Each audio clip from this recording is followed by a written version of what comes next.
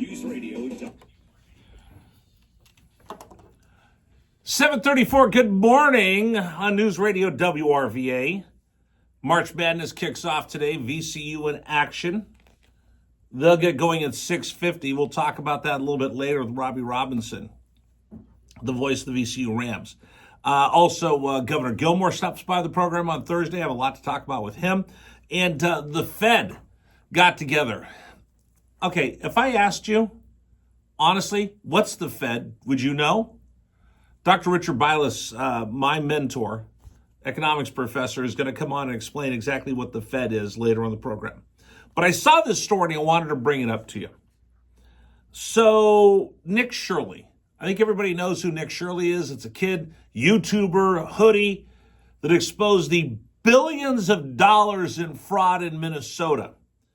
Went through and found all these Somali daycares that were bilking the state and the federal government out of billions, I mean billions of dollars in waste, fraud, and abuse.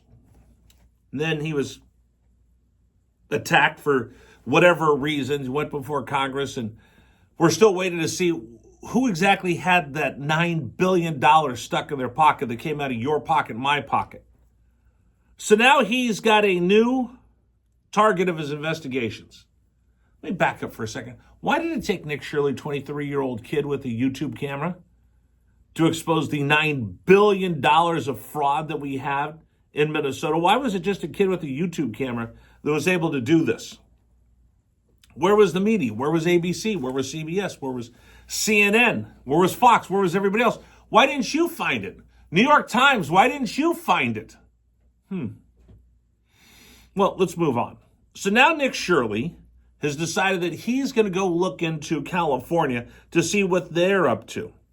Because I will tell you this, and I keep saying it, don't CA my VA. Look to see what happened in California, because if we're not careful, that's what Virginia will become in the very near future.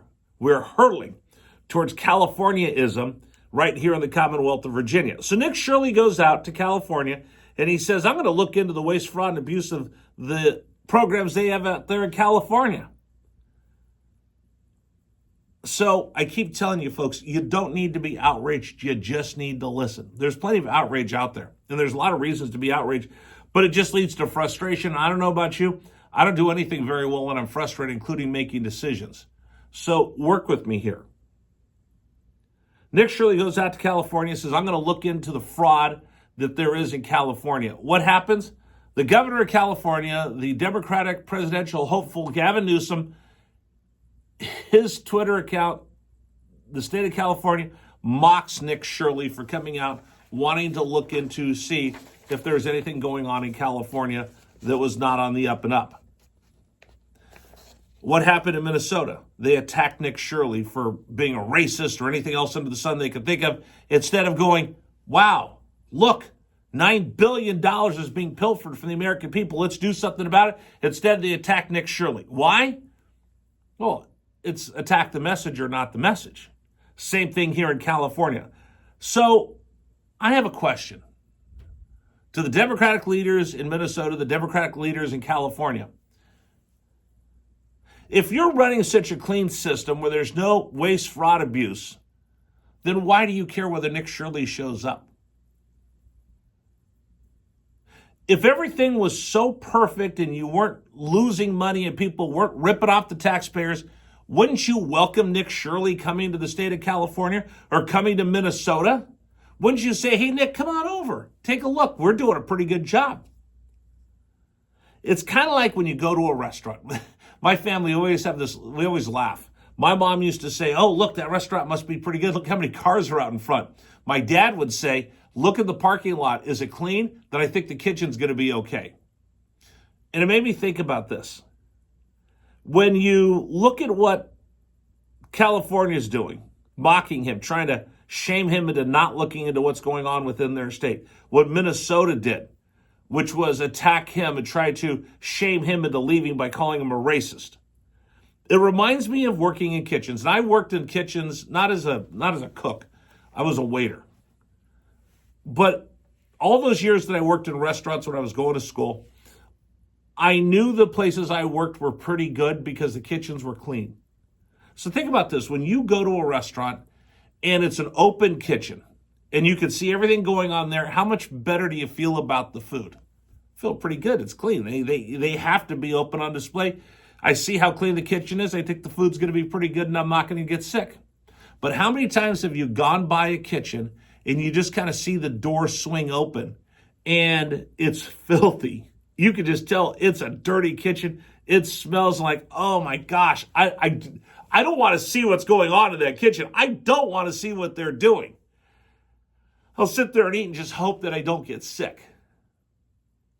If I've got nothing to hide, I've got an open kitchen and I invite everybody to come in. There's a wonderful steakhouse. It's like one of the top 5 steakhouses in the world in Tampa, Florida. It's called Burns Steakhouse. Look it up. It's incredible. One of the treats of going to Burns is they take you on a kitchen tour. They're so proud of what they do. The food is so good, they'll bring you into the kitchen. Now think about this. The restaurant that you go to and you eat at all the time, but you're like, I hope the kitchen's clean enough that I'm not going to get sick from eating here. How many of those people say, come on back into the kitchen? Open kitchen, you know you're okay. Closed kitchen, you wince like, I hope. It's the same thing here with the waste, fraud, and abuse. If you've got nothing to hide, Nick Shirley, come on in. Heck, I'll open up the books, let you take a look so we can show everybody we're being good stewards of the taxpayers' money. If you're not so sure, then you attack him or you're Gavin Newsom and you mock and clown on him because you don't want to say, come on in, look, everything is fine. Because if you did that, you'd have confidence in your system. But when you don't, instead, jokes, dismissal, you give them an attitude, that's the tell. That's a scouting report that we figured out about all this. If you're willing to have him come in, everything's great. If you fight him coming in, then you know, and now I know there's something going on. So we'll see what he finds out in California. Now let me bring it all back to us. Clean states invite scrutiny because I got nothing to hide. Minnesota attacks him as a racist. California mocks him for wanting to see if there's waste, fraud, and abuse. Open the books, and I know that you're taking care of my money. Don't open the books, then I think you might have something to hide. Now, here's my big question. I bring it all back to you. Here's the big question. I want to bring it back to you. And I'm going to open up the James River Air text line, 833-804-1140, 833-804-1140. Virginia. How would Capitol Square and the governor and Jay Jones react if we found out Nick Shirley was coming to Virginia to take a look at what we have going on? What do you think the Democrat response would be if Nick Shirley came here and looked into what we have going on in our city halls, in our Capitol Square, in our governor's mansion? If they started looking into all these programs that we have everywhere for affordable housing and green energy and different programs we have around the state, how confident are you that Nick Shirley would walk away without a story? Or how confident are you that he would find something going on in the state of Virginia? If he showed up over here, what would he find? You tell me. 833-804-1140, 833-804-1140. Should we start tweeting at Nick Shirley, come to the Commonwealth? We want you to look to see what's going on here in Virginia. If that happened, how do you think the General Assembly, the governor, the lieutenant governor, and the attorney general would act? Would they act like Tim Walz and Keith Ellison? Would they act like Gavin Newsom? Or would they say, hey, come on in, buddy, we got nothing to hide? Nick Shirley does something that the media is supposed to do, that apparently a lot of the legacy media folks forgot how to. LA Times, Chicago Tribune, Dallas Morning News, New York Times, Boston Globe, Washington Post. They're supposed to keep our government in check. They're supposed to be the fourth estate that holds them accountable. But unfortunately, they're too busy giving you their political opinions instead of watching our money and being the gatekeepers of keeping our political system accountable.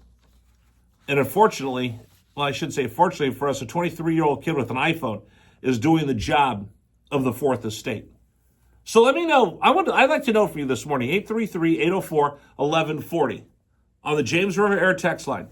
Would you invite Nick Shirley to come to Virginia and take a look under the hood, take a look at our books to see what's going on here in the Commonwealth? And do you think he'd find anything if he came out here? You let me know, 833-804-1140. Maybe we'll start tweeting at him. Hey, Nick Shirley, come to Virginia, take a look at what we have going on. How much do you think that would scare our politicians? And if it scares our politicians, that's all you need to know. All right, coming up on the program, we will talk a little bit about VCU basketball. Again, it's March Madness tournament begins today. We'll do that, and then Dr. Richard Bilas joins us later in the program. Today's program brought to you in part by Men's Wellness Centers, a proud sponsor of this radio show.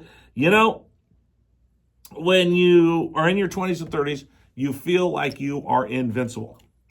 You feel like you're invincible and you can't be stopped because you can't. Man, you got so much testosterone.